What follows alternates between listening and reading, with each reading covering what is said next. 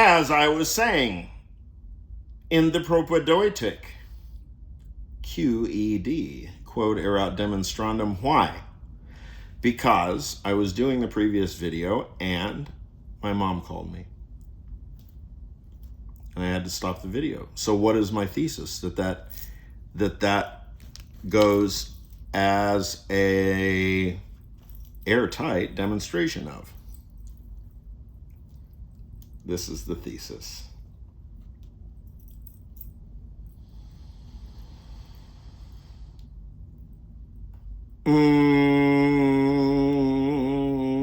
That this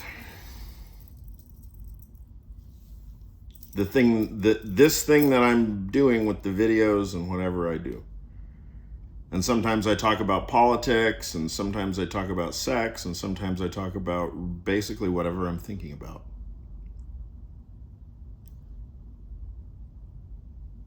You know, and the goal is definitely communication. And the goal is not self-expression. You know, this is science. I'm a philosopher. I'm a computer musician, you know. You look at these machines. It doesn't stop being science once you get the cable out of the jack. No. This is physics. It's mathematics. And so most of what I do,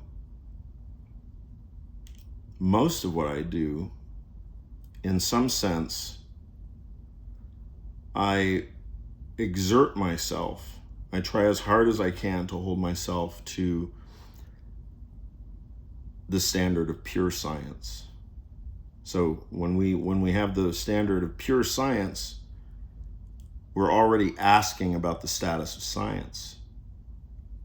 But we don't abandon science.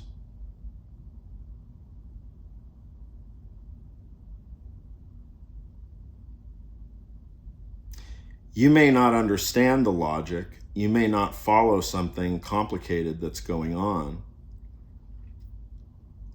But you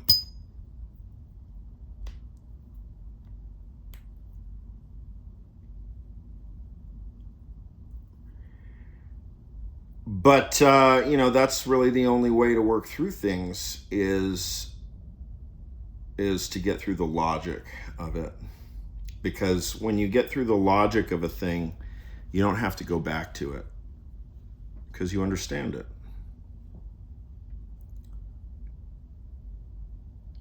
So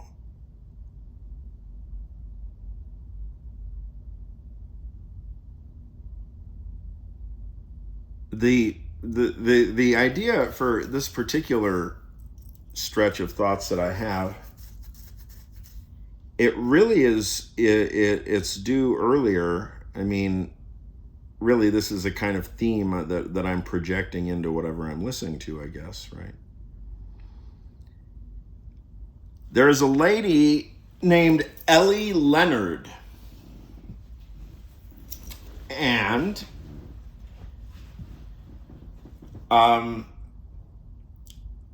she's very easy to find on YouTube.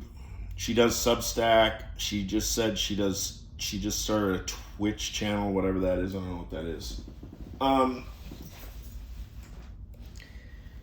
But she's quite fascinating person. She's a very clear thinker. She's very careful about objectivity.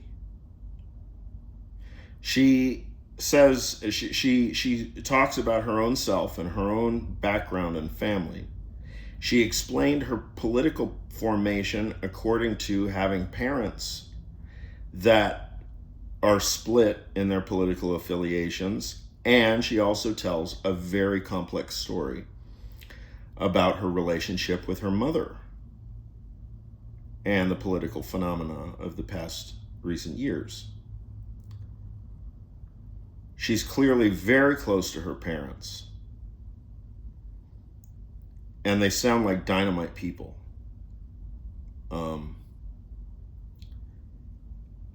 And Ellie Leonard is clearly, obviously, moral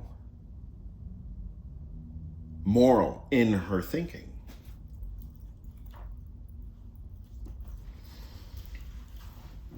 She has focused for the past, now she is not a professional journalist. However, she ponders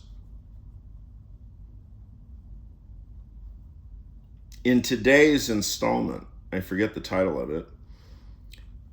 In today's, she considers at length, quite carefully, what sounds to me to be very troubling, complicated evidence related to Donald Trump and his mistreatment of women historically. She has the entire catalog in front of her. She reviews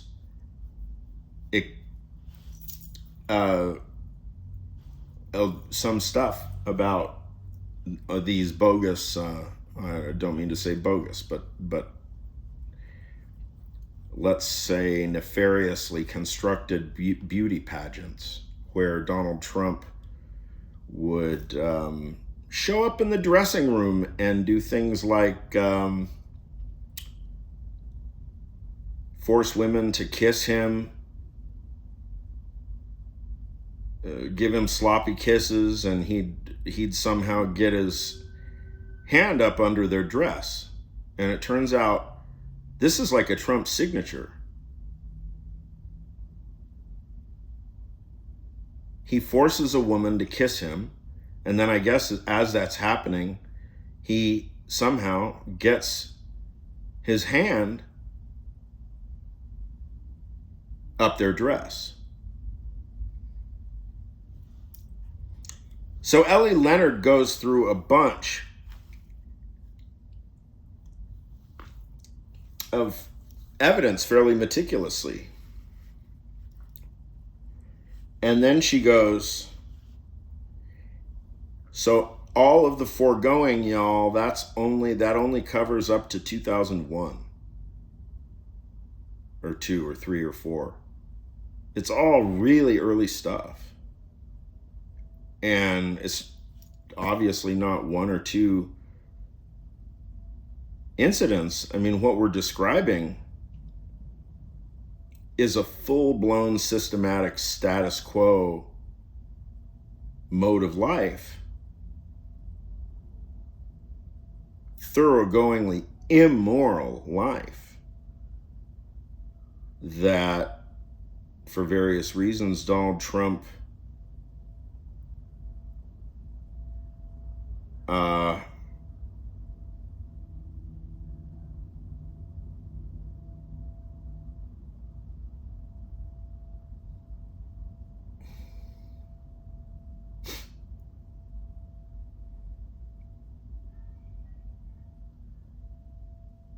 and we look for the explanation, and then we immediately slide into, well, we don't want to think about Donald Trump's childhood because we don't want to start discovering that we can empathize with him. That's a big distraction, because you got to know that growing up in the Trump household was hell on earth. That's the only way that you make something like that.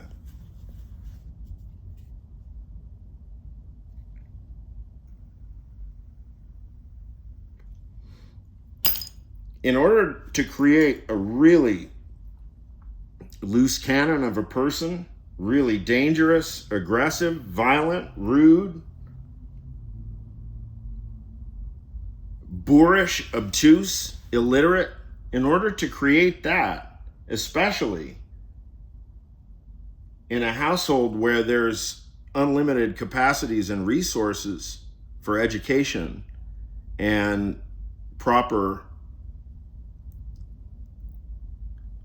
raising of children.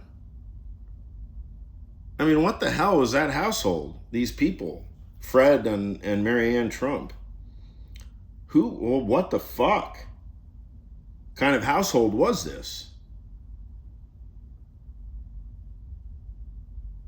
So we're seeing firsthand the real roots of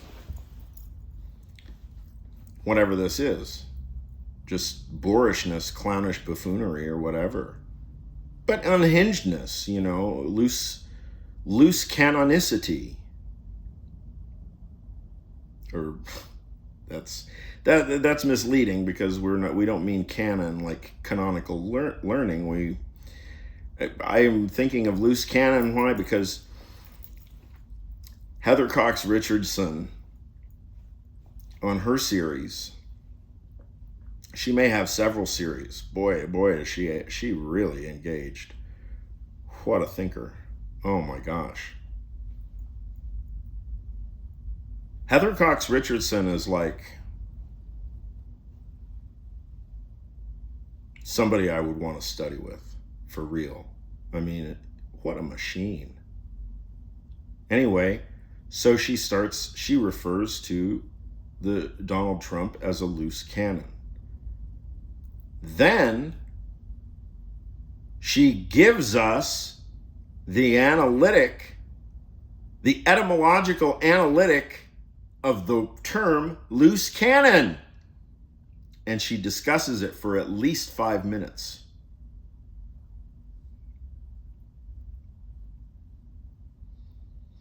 Very, very colorful description. It's a maritime term. The cannon goes loose. I don't remember the description exactly. The cannon goes loose in the boat. And then when that happens, it's because it's very heavy. And if there's turbulence or so on, the cannon can smash into the wall of the boat and or smash into other things and cause damage. That's what I understood. The only concept of loose cannon I had up until Professor Cox Richardson's talk was probably Hollywood movies, people using the term. There may have been 1 or 2 movies called Loose Cannon or Loose Cannons, and etc. But we use the term. We never inquire. We never mention it. We just use it, right? But inquiry is about the mentioning of a term. One mentions the term loose cannon in order to inquire about it. One is not using the term in that case.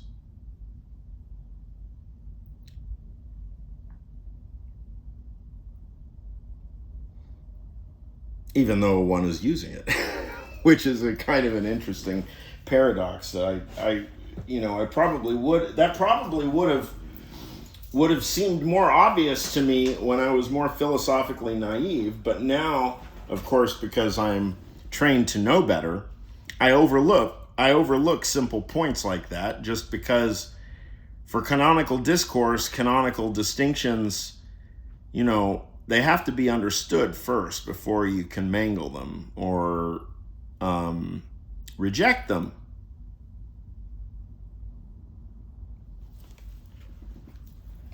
Indeed, how can you reject a view that you don't understand?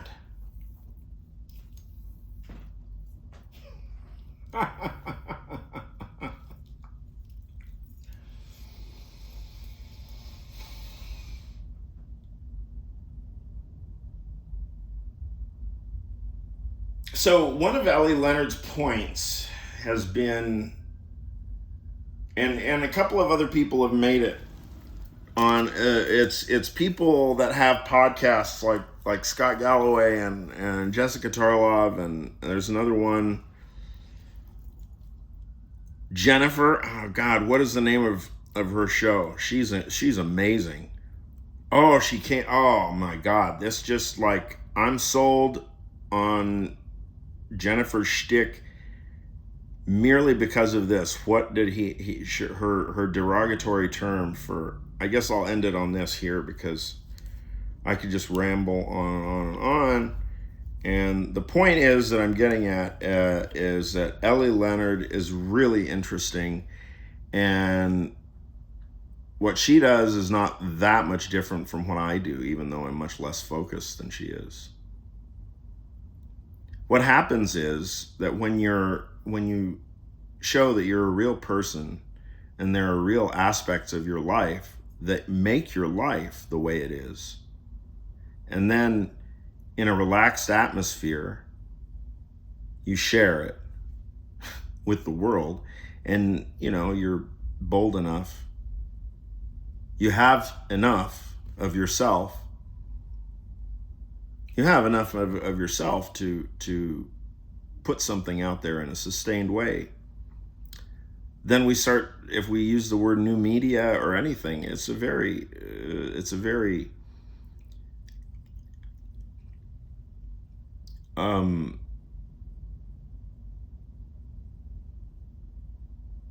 explosive time for publishing. This is all publishing. This is all archival. I mean, all you have to do is press broadcast. I'm not granted live streaming privileges yet.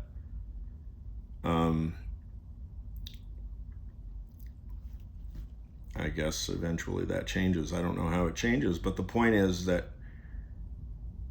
in terms of getting into what I would call real thinking, but that's kind of has a hostile ring to it, as though I know what real thinking is. But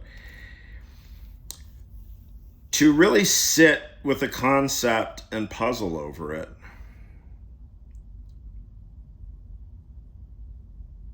because all of our discourse, all of our civic discourse is mudslinging right now, as though we know, but we don't know what we're talking about. Because most of what's going on in the world, in the social political world now, is quite inscrutable, because so much is in upheaval.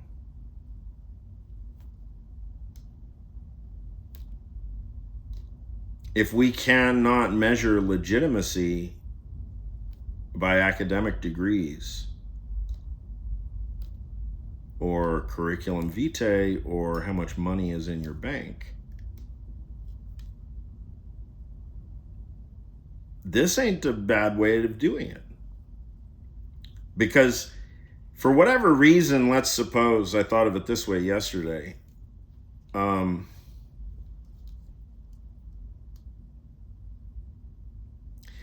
What did Jennifer, and I apologize for using her last name, I will find her full name. Kankles Mc something or other. Or Kankles Mc. It was brilliant. It was brilliant. I'm going to have to go. She has some kind of neologistic insults. There might have been another one or two of them.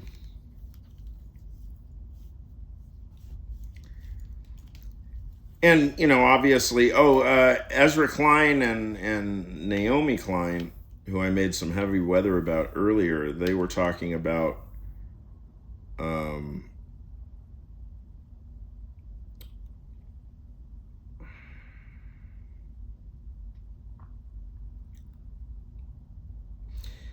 branding, like the idea of an individual brand, like all this would be a brand. And certainly I've gone very far in that direction too. But they outright reject it. They come out of the gates. They're not prepared to think about branding. They're already criticizing branding, individual branding. I think, so far as I understood, that was the vibe that I got. And I don't know why there should be such a cynical view about individual branding if that's the direction that culture goes. I mean, there's a tremendous amount of momentum behind individual self-publishing, self-exposure, self-publicity. You know, I have a fuck ton of experience in the publicity business as a client, not as a publicist, as a client, because I run record labels, not very actively now, but the labels exist. Thalo Records and Halo Cyan Records. I've hired at least a dozen publicists in my life.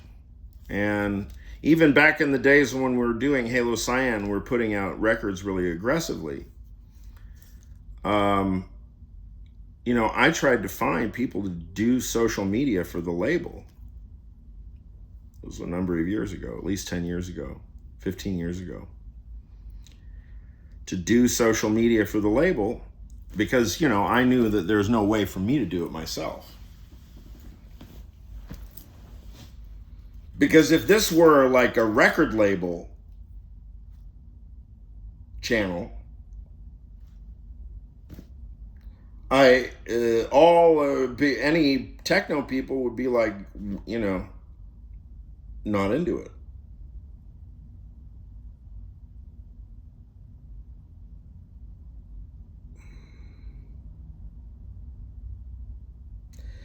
But as a matter of the utmost seriousness, in order to verify somebody's personal character, ain't no better way of doing it. I mean, you can verify every damn thing about me from these videos. You can verify what I do and don't know. You can verify my morality. You can infer, if not get absolutely directly, my views and opinions and positions about every gosh darn thing that there is. And about the essentials, I've testified to it already. I don't know how many videos are on this channel right now, but it's about 530, I think. And it's just a little small peep of what's in the noodle. 51 years, it's uncountable. 51 years of words and experiences and ideas and concepts and stuff.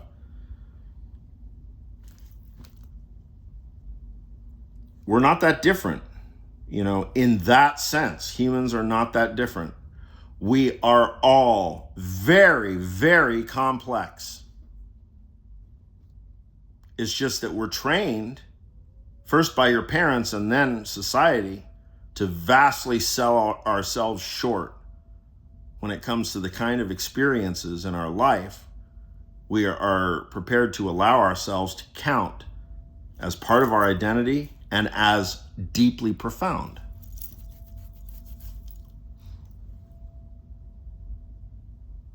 How about this? There is no such thing as a hobby.